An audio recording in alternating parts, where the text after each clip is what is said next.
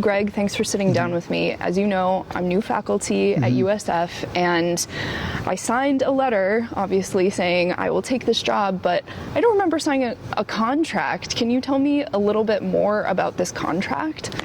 Okay, this is the contract between you as a faculty member and the Board of Trustees. The Board of Trustees is actually the power that sits on top of the university. They are your employer. The administration only works for them. So this contract says that you're required to do your job, and you're evaluated on your job, and in return, the administration acting for the Board of Trustees will behave in a civilized and responsible fashion. And there are lots of details in the contract about exactly what a civilized and responsible fashion means. So, and the point is that this contract cannot be changed unilaterally by either side. It has to, everything has to be bargained and agreed to and ratified by both sides. So it protects you.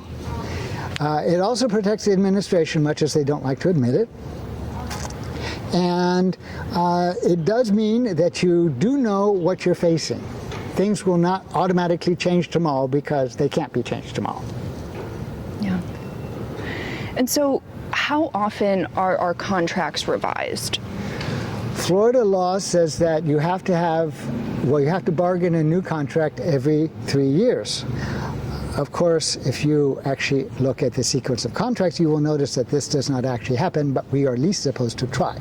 So, for instance, the current contract was supposed to be ran for 2 years in theory. In practice, it was 3 years.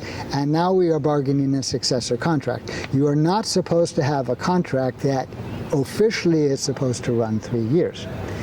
However, if you don't have a successor contract, the old contract still remains in force.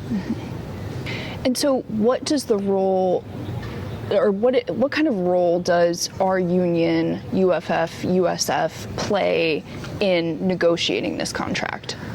Well, the law says that the primary purpose of the union is to bargain and enforce a contract. Of course, there's many other things that unions do. We descended from mutual aid societies, but as far as the law is concerned, that's what we do. So we bargain the contract for 1, 2, or 3 years. We have a team led by our chair of the bargaining committee. They have a team led by a chief negotiator. Their two teams meet. They present proposals.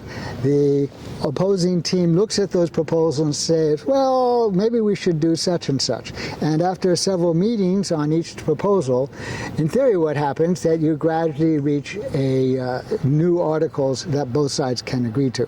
That at least is the theory about how it works. Most of the work of the teams actually consists of composing those proposals. It's sort of like preparing for a presentation at a conference. You know, the presentation may be only half an hour, but you spend a lot more time than half an hour putting the thing together.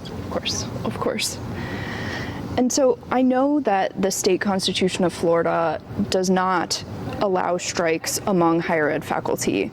So what kind of leverage does our union have in terms of these negotiations?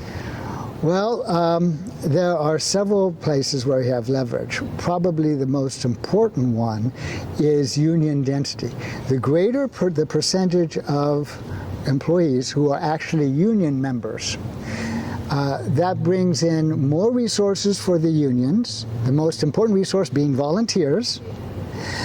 But it also means that the Board of Trustees is aware that they are dealing with a very large collection of employees who are willing to dedicate some of their salary to the union. And there are times when the union finds ways, such as sending a whole bunch of members to descend on Board of Trustees meetings to make that point clear. So that is probably the single most important piece of leverage. And in fact, I have been told by one old union chief negotiator that he could look at a contract and tell what the percentage of the people who were actually union members. So that's the single most important thing. There are several other things. For instance, the administration likes to have in the contract a little statement saying the university administration will have a certain percentage of the payroll, something like 1%, to give to anyone that they feel like giving, because, they're nice to them, or they support them in committee meetings, or, they like their looks or whatever. And so we agree to give them this discretionary authority, provided they give us something in return. So, and there are several other points of leverage. More recently, another bit of leverage appears, which is publicity. You may have noticed that Florida's higher education is in the news internationally, and some of that is not good. So the administration and the Board of Trustees, hopefully, is concerned about USF's public image. So that is another form of leverage that we have. And there are several others. It's just looking for the pressure points. What are some of the things that can't change in our contract? Things that can only be changed if both sides agree. Well, for instance, during the COVID crisis, a number of places put some of their employees on furlough, essentially on unpaid leave. But in our contract, you can't do that. So no one was placed on furlough, at least not within our bargaining unit. What they did outside the bargaining unit, I don't know. Another thing is they can't discriminate on the basis of race, gender identity, veteran status, religion, and a whole bunch of other items. And another one is you cannot be moved involuntarily from one campus to another, like some kind of chess piece. And these are only 3 of the items in the contract.